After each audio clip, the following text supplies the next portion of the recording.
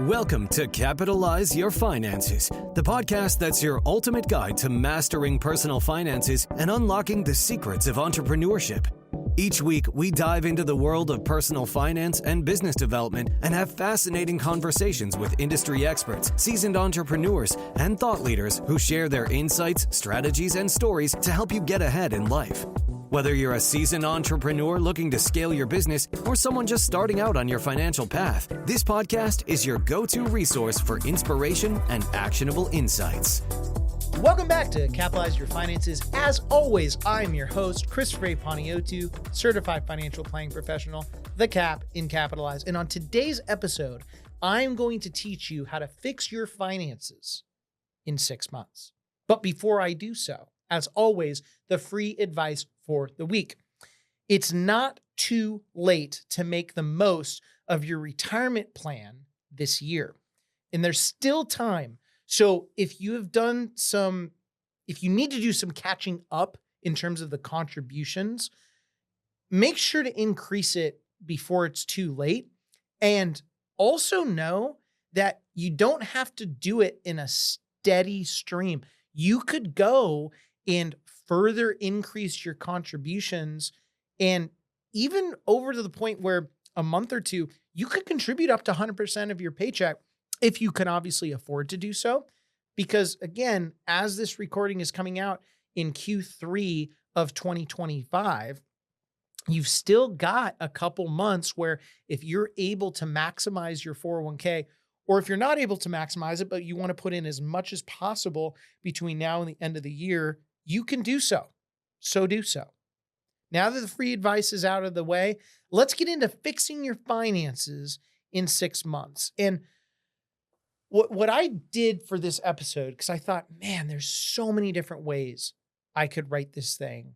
And I thought to myself, why don't we make a 6-month action plan to get your finances in order quickly? And also, I want you to know, I say quickly, but I mean it loosely, because with finances, sometimes you're doing all the right things, but the financial benefit doesn't show itself until future. And the most obvious place for that is investing. And I don't want to get too off topic here, but it is pertinent and relating to the show today. In investing, sometimes you are right about an investment, but the rest of the world just hasn't caught on to it.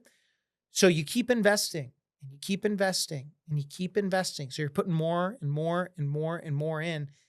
And then when the rest of the world catches up to what you already knew, then you're going to reap that reward. But then the question becomes, when did you make your return? Did you make it at the very end when the stock actually went up, or real estate or whatever it was? Or did you make it along the way? And I think you know the answer. So again, quickly, loose term, but you can put a lot of processes in place quickly. And that is a very literal thing. Now, the first step is I want you to get clarity. And this is going to be over the first 1 to 2 weeks of this action plan. So what I want you to do is I want you to track every expense for at least 30 days. I also want you to go backwards 3 months to see what you have spent. Little caveat to that. If you are doing this practice in February, November, December, January, but really November, December, it's the holidays, all that fun stuff, you're probably going to have an inflated spending amount. So if you're able to subtract those one-off costs for Christmas or whatever it is that you want to celebrate, do so. But I think for the majority of you, just to make it really easy, maybe go back a couple months further before the holiday season got a little wild.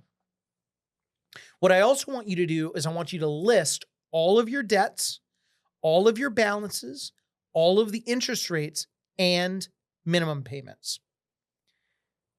And the next thing I want you to do is calculate your net worth, which is everything that you own minus all of your debts, everything that you owe. So assets minus liabilities. And it will set the stage for the rest of your 6-month action plan to fixing your finances. So the second part of the 6-month action plan for fixing your finances, say that 10 times fast, is cutting unnecessary spending. And this is, again, from weeks 2 to 4. I want you to cancel any and all unused subscriptions. I want you to renegotiate bills if you have the ability to do so. I want you to limit your discretionary spending. And you know exactly what I'm talking about. If you have to question it, it's discretionary. I also want you to apply what's known as the 72-hour rule before any non-essential purchase. And years ago, there was a short stint where I got a little bit ahead of myself. And this was right when my business started to break even, and I felt some comfort and financial cushion. And I thought I should treat myself. And I should have. I mean, I worked very hard to get through that break even process. But I quickly nipped myself in the butt going, okay, if I keep doing this, I will be no different than anyone else. And also I need to practice what I preach. So above and beyond, like I really needed to get it in gear. And so this concept of the 72-hour rule, and maybe I was a little extreme. If I thought, hey, I really want to purchase something, like a want, I would write it on my whiteboard in my apartment at the time, and then later my home. And I would think about it for 72 hours. And generally speaking, that want or desire just evaporated. So by the third day, because I would always keep it up there by the third day, I would just look at it and go, I don't need that. I just erase it. That will save you a world of financial issues. And then you'll have more to compound your success later.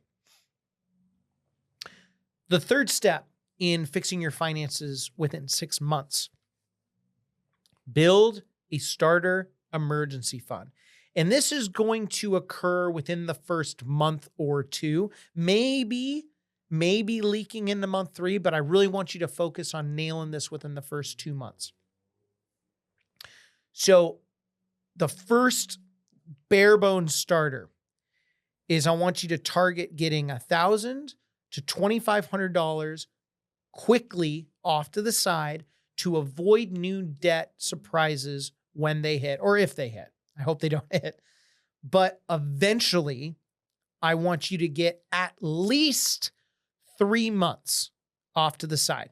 Now, if you have a family or if you are a higher earner and you're the sole income of the family, maybe 6 to even 9 months. I could see getting up to even 9 months. I think that's a little aggressive. 3 to 6 months is generally what I recommend for most people.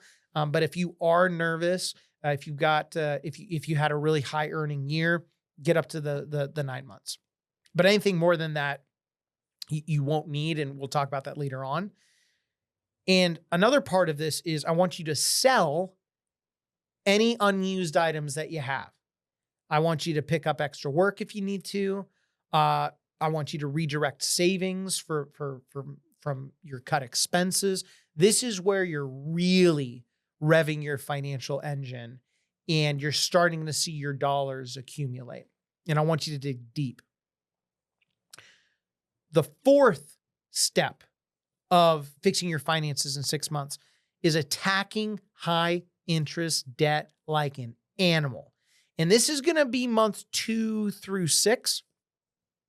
Now, really quick, the reason why we don't start doing this before the emergency fund, I am well aware that you're not going to earn a heck of a return on your emergency fund off to the side, but it stops the bleeding if you have any emergencies come up. And there is a ton of behavioral finance psychology behind having that cushion set aside so you can go and tackle the next steps within your plan. So going back to attacking the high interest debt through months 2 through 6, I want you to use the avalanche method, which is I want you to order your debts from highest interest rate to lowest interest rate. This is different than the snowball method, which is smallest balance first. And Dave Ramsey's a huge proponent of this. You guys know my opinion on him. And that is emotionally something that makes you feel really good about yourself. But in the long run, it is not the best thing to do when it comes to building a quality net worth. Not all debts are bad debts. That's why I'm saying attacking high interest debts. So what is considered a high interest debt? I would say anything over 6 to 8%, which is right around that the same rate of return that we would expect for a long-term rate of return within a long-term portfolio. And again, you can't guarantee it, but that's what we try to target. That's what I try to target. Do I want to make more? Yeah, of course. I mean, everyone does, but you got to be realistic with it. So any debt above and beyond that, you're going to want to pay off. And the reason why is you are earning that rate of return in which you are paying down that debt. So if you have a 15% interest rate on a debt and you're paying that down, you're essentially earning 15% on your money.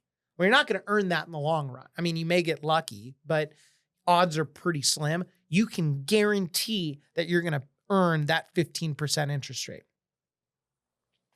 Now, avalanche, highest interest to lowest interest. Once you get down to the 6 to 8%, we'll talk about that later on after the commercial break. But there is one exception to the avalanche method. And the exception is if interest rates are really close, but one balance is significantly less. If that's the case, so if you had just to paint a picture here, two debts with interest rates of 10 and 9.5%, but the 10% interest rate had a balance of $30,000 and the 9.5% interest rate had a balance of $4,500. Pay off the 9.5%. You're not gonna, lay on your deathbed going, I should have maximized that value with that last percentage. It's 0.5%, but then you free up all that free cash flow and you roll it into the 10%. So you're going to pay that off faster. But again, other than that exception, avalanche method all day long, period, no questions asked. And the next thing I want to mention before we go to the commercial break is automating payments to avoid late fees. Going back to why we built up the emergency fund and the cash that you have, here's the thing. If you have a month at that point where you do have a slightly higher spending month, guess what? You're avoiding all the late fees. If everything's automated, it doesn't really ding you. You can look at it emotionally. You're going to feel a heck of a lot better about yourself because you're going to look and go, I spent a little too much. Darn, won't do it next month. Versus if you didn't have all this set up, you spent too much. Well, you don't have the money. You're snowballing even more into debt and you're really sad. And I don't want you to be really sad. So let's go to the commercial break. And then when we come back, we're going to close out this episode. Don't go anywhere. Stick around. Are you ready to transform the way you approach sales? This episode is sponsored by the second book in the Capitalize series, Capitalize Your Sales, the all-in-one sales framework that saves you from ever struggling again and teaches you how to sell with sincerity, which dives deep into the art and science of driving sustainable growth. Packed with strategies that go beyond surface-level techniques, this book will help you understand what it takes to truly connect with clients, build long-term relationships, and close deals. Whether you're looking to fine-tune your sales craft or break through to the next level, Capitalize Your Sales offers a roadmap to success designed for today's fast-paced business world. Head on over to your favorite bookstore, order today, and start capitalizing your sales immediately. And now, back to the episode. Welcome back from the commercial break. We're going to get right back into point 5 when it comes to how to fix your finances in 6 months. Increase income. And this is, and I gave a guideline of month 1 through 6, but you're really going to start to see this by the month 4 and for sure 5 and 6 if you stick to this.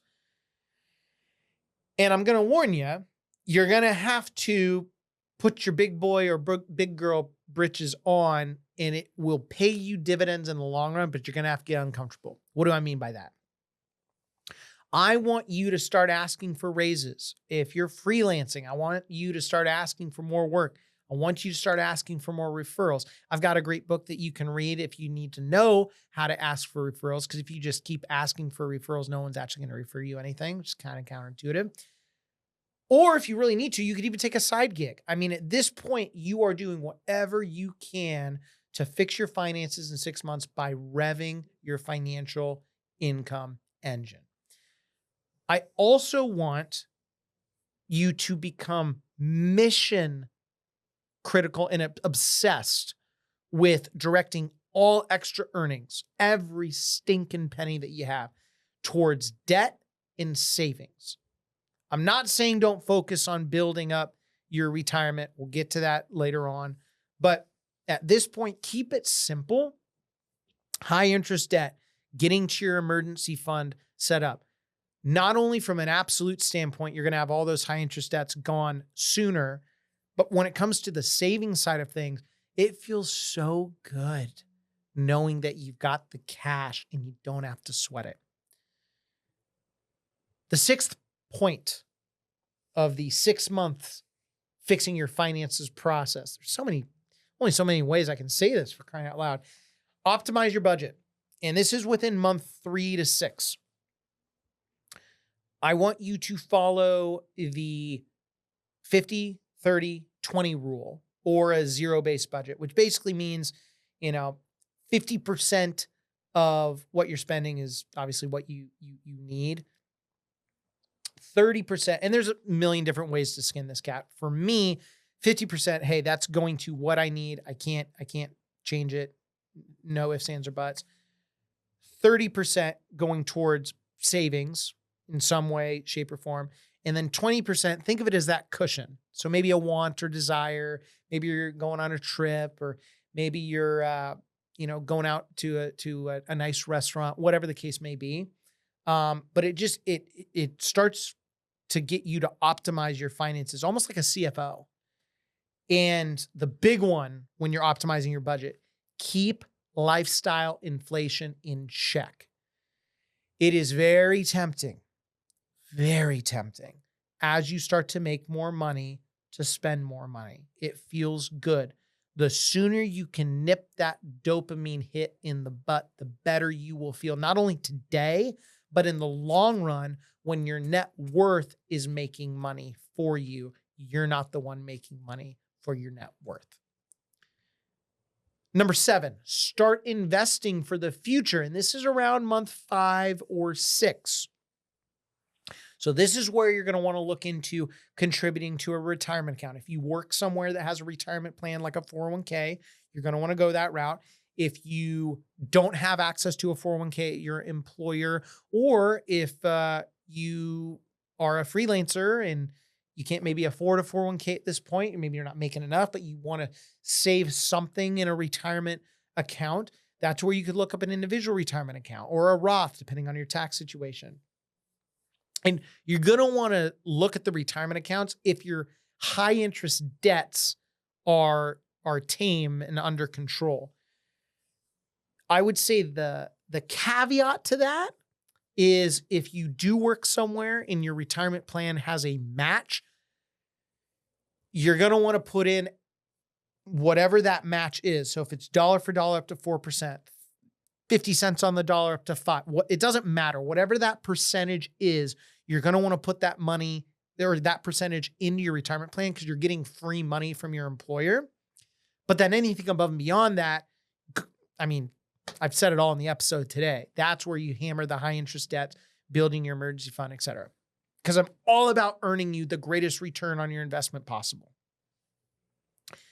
Now, for a lot of people, they think that they need to stick to low-cost index funds for simplicity. And index funds are extremely popular. They were popularized really by Vanguard, Jack Bogle, who I'm actually a fan of. People don't believe that, but it's neither here nor there. And it's a way for you to invest alongside some index like the S&P 500 or the MSCI index, which is everything but the United States or Europe, depending on which one. Like there's a bajillion different indexes out there. I actually disagree with like sticking to index funds for simplicity. What I would say is stick to whatever works for you for simplicity. So for some of you, it may be buying an index fund. For others, it may be buying a mutual fund. For others, it might be understanding that the businesses specifically and investing in individual stocks.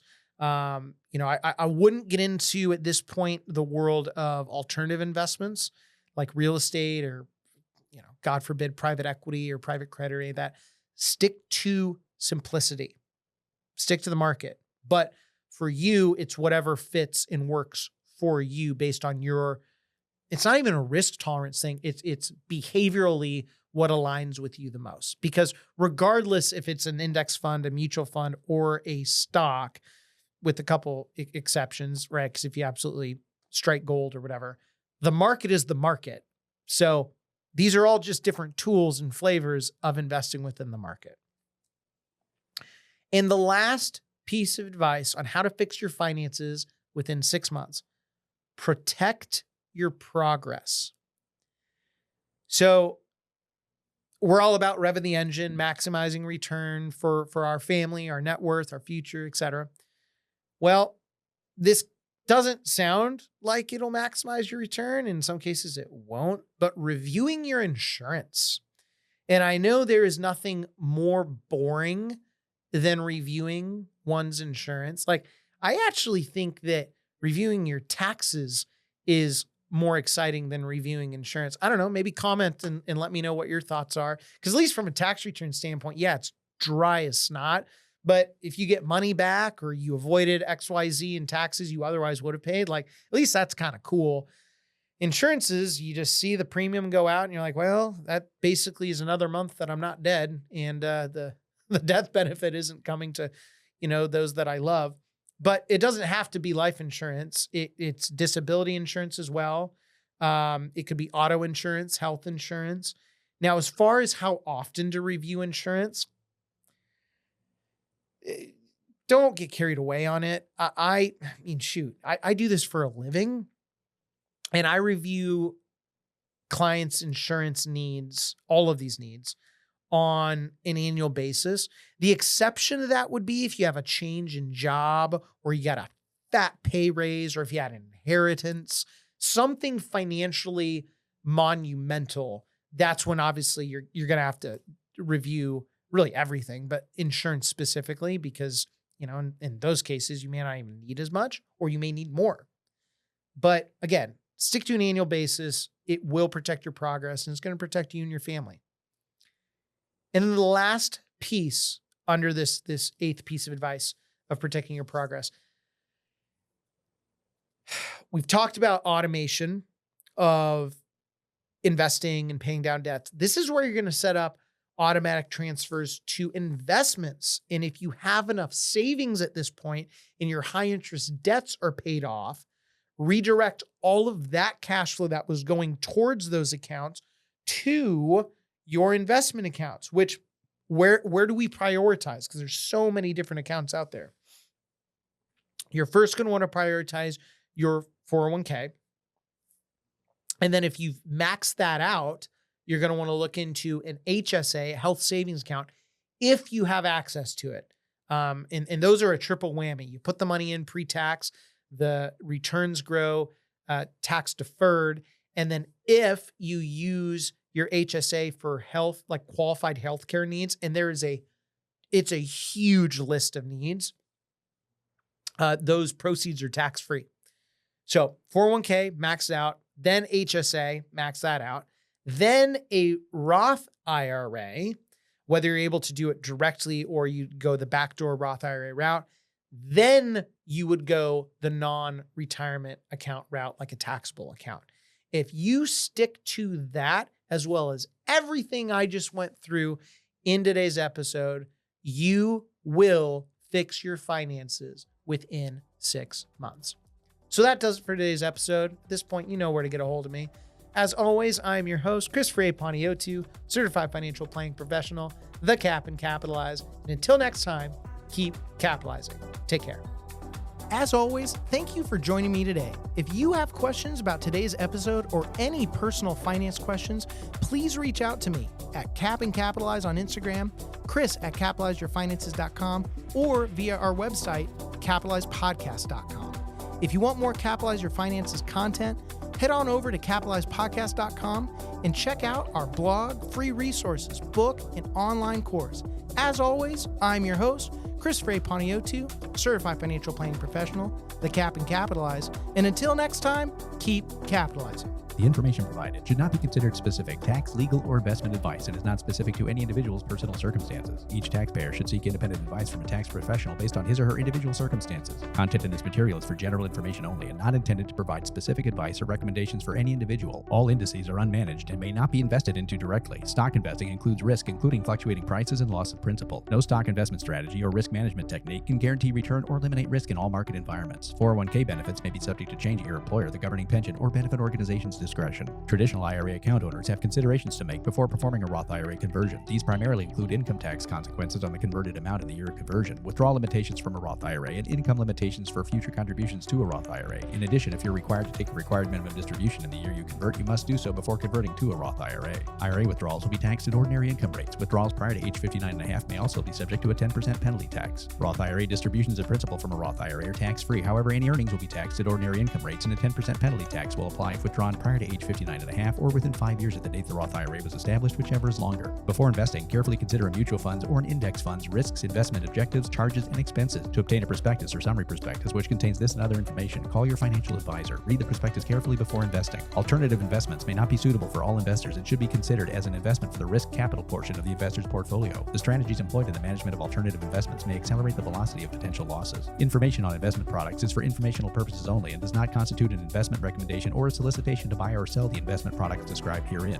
S&P 500 Index is an unmanaged index and includes a representative sample of large-cap U.S. companies and leading industries. The MSCI All-Country World Index, ACWI, is a stock index designed to track broad global equity market performance, maintained by Morgan Stanley Capital International. The index comprises the stocks of nearly 3,000 companies from 23 developed countries and 24 emerging markets as of December 29, 2023. Christopher Paniotu is a registered representative with, and securities and advisory services offered through LPL Financial, a registered investment advisor, member FINRA SIPC. Capitalize Your Finances LLC is a separate entity from LPL Financial. Capitalize Your Finances is not registered as a broker-dealer or investment advisor. CRPS conferred by College for Financial Planning. LPL Financial California Insurance License Number 0518721. LPLIA California Insurance License Number 0B91442.